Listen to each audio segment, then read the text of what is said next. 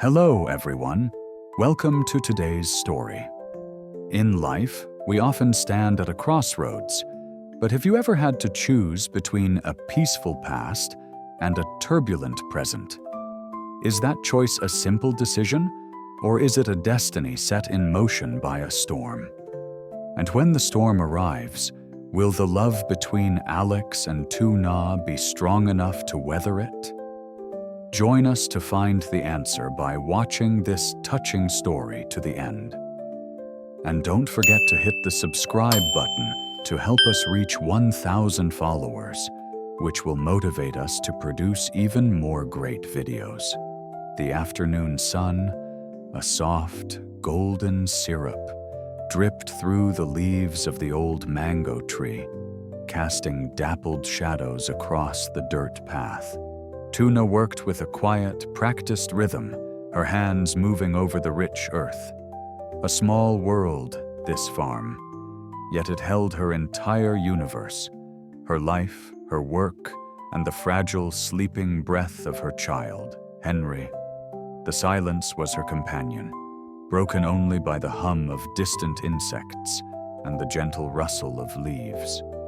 It was a peace she had fought for, a fragile fortress built of solitude and silent resolve. But inside, a low tide of apprehension always lingered, a faint echo of the recent storm she had weathered. A phone call from Ms. Trung earlier had tethered her back to a world of contracts and deadlines. A large order for lumber, a vast hillside to be scouted. The weight of responsibility was a familiar cloak, heavy but necessary. It was the future, a path carved by her own hands and the ambition of Alex. A new sound broke the rhythm, the crunch of tires on gravel. Lytuna looked up, her heart a quiet drum against her ribs. It was Johnny, a figure from a different life, standing there with a smile that felt like coming home. He held a small gift, a simple gesture that carried the weight of unspoken history. He spoke of visiting his mother, of a world that was steady and uncomplicated. "Why don't you and Henry come with me?" he asked, his voice a balm. The fortress of her solitude suddenly felt less secure, a whisper in the wind against the pull of his familiar warmth. She paused, the scent of the earth heavy in the air, contemplating the simple invitation. For a moment, the road ahead seemed to split, the path of solitary struggle and the path back to a forgotten kind of comfort. The car rolled along a winding road, carrying them away from the farm's isolation and into a landscape of quiet villages and sun-drenched rice fields. Henry's soft breaths filled the air, a peaceful counterpoint to the unspoken thoughts swirling inside Lytuna. Johnny drove with an easy confidence, a sense of belonging in his every movement, a presence that offered a different kind of safety, the kind that came from roots planted deep in familiar soil.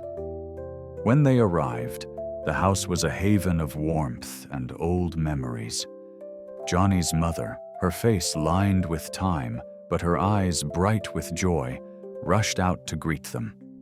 "Lytuna, my dear, and the little one," she cried, her voice filled with a love that felt unearned, yet so deeply needed.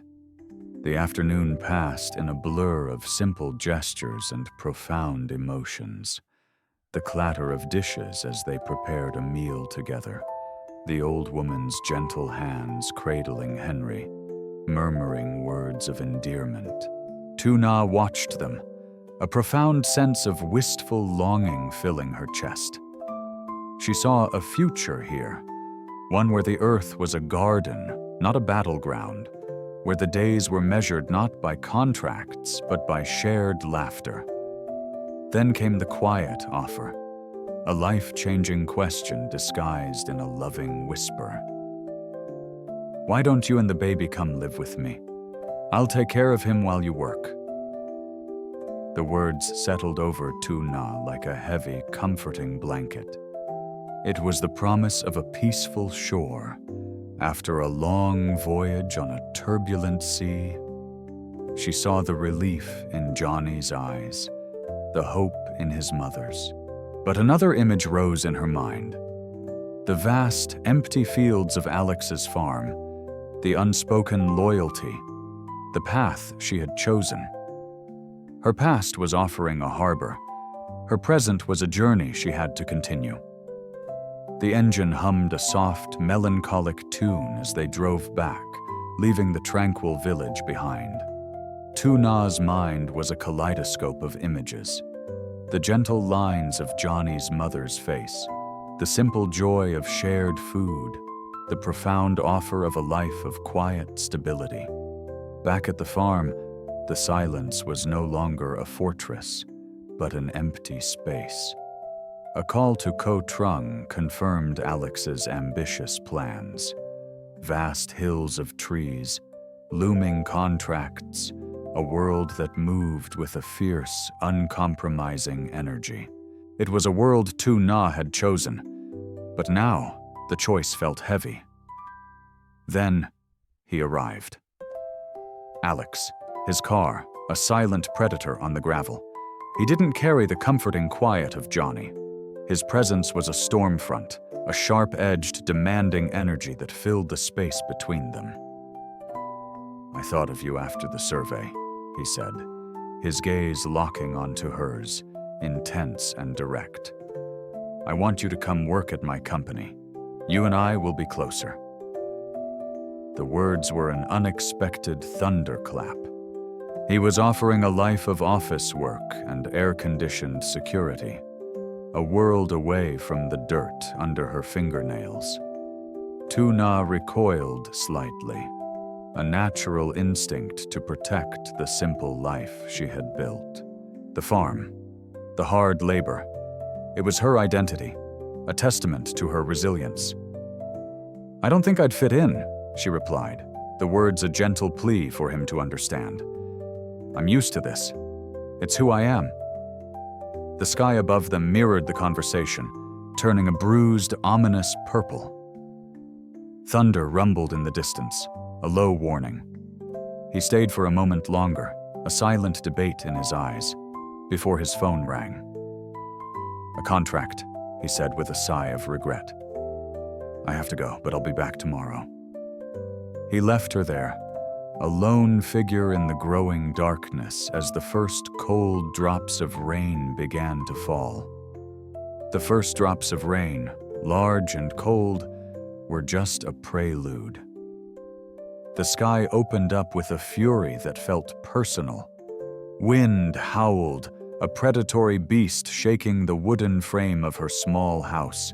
Lytuna rushed inside, her heart a frantic hummingbird, and pulled Henry into her arms, whispering reassurances she didn't believe herself. The thunder, no longer a distant rumble, was a violent crack that splintered the air, and the lightning came in blinding, relentless flashes, illuminating a world consumed by chaos. The earth, once a source of life, became a relentless enemy. Then she saw it. A sheet of water, a silent, creeping invasion, seeping under the door, a dark stain spreading across the wooden floor. In a matter of minutes, the stain became a slick, rising surface. Her small home, the fortress she had built with sweat and determination, was losing the battle. The water, cold and indifferent, swallowed her belongings, carrying a solitary chair across the room like a ghost ship. The peaceful solitude she cherished was now a suffocating prison, her small, quiet life besieged by an indifferent, powerful force. Panic, cold and sharp, pierced through her resolve. This was not a problem she could solve with hard work or a quiet mind. This was a force of nature, a terrifying display of her utter powerlessness. Clutching Henry tightly, she stood on a small table, her legs trembling. She was alone, truly utterly alone. All her strength, all her silent pride crumbled under the weight of the rising tide. In the roar of the wind, in the blinding white of the lightning, a single name escaped her lips, not a thought, but a desperate animal cry for salvation. "Alex!" she screamed, her voice a tiny, desperate flame against the storm's inferno.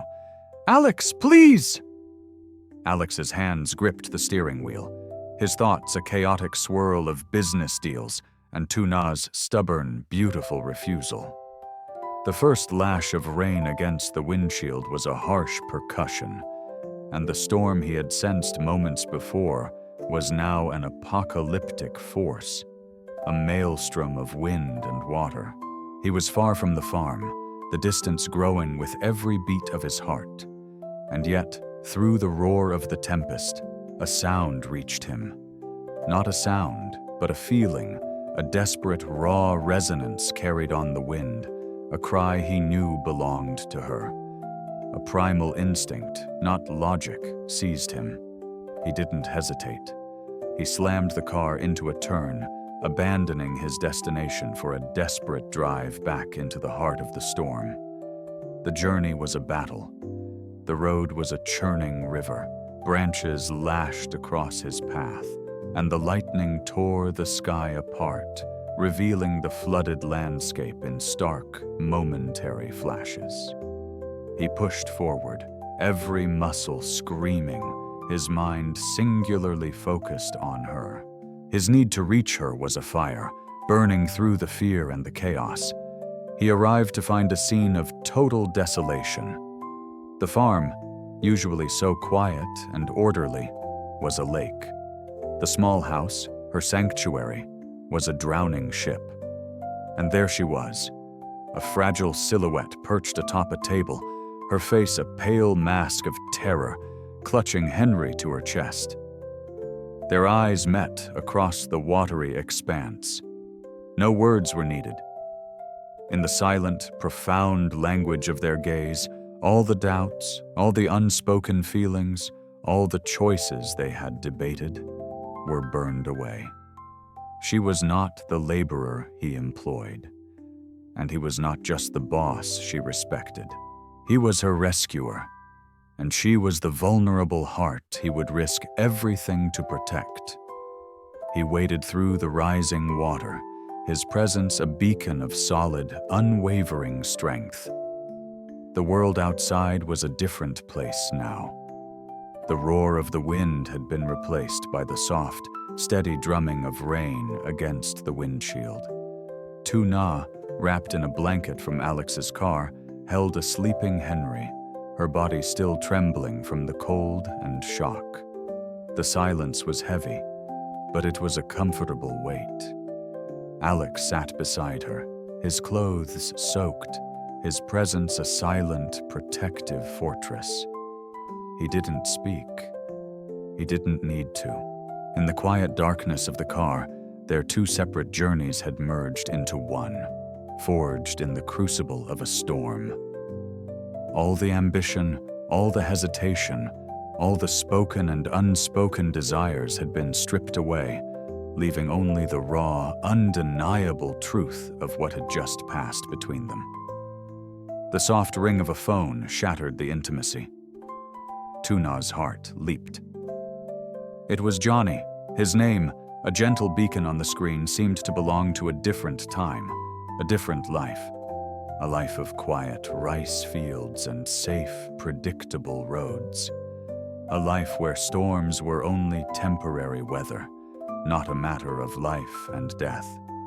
The contrast was a sharp, physical pain. She imagined his concern, the calm certainty in his voice. He was the promise of a peaceful shore, but Alex, sitting beside her, was the man who had battled the turbulent sea to pull her from the depths. Her thumb hovered over the screen, the vibrating ring a persistent, nagging question. She glanced from the gentle glow of the phone to the face of the man who had rescued her. His gaze, weary but steady, met hers. The choice, once a philosophical debate between passion and peace, was now a visceral, agonizing reality. Johnny was the gentle echo of a past she could return to. Alex was the roaring present she was now inextricably bound to.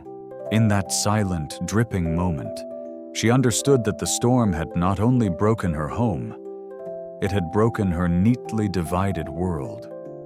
The first rays of dawn, thin and silver, sliced through the broken clouds.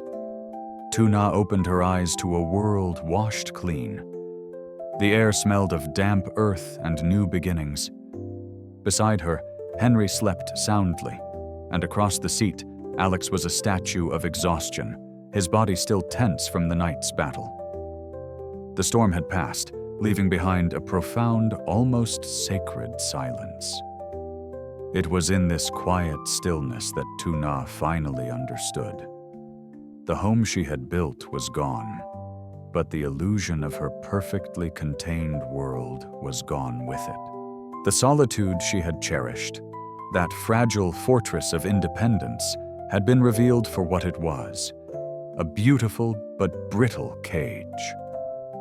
She looked at the sleeping face of Henry, her reason for being, then at the weary face of Alex, her unexpected rescuer. She thought of Johnny, a gentle, comforting echo from a past that felt impossibly far away. She understood that his offer was the promise of a peaceful river, a quiet journey. But Alex's world was the open sea, vast and unpredictable.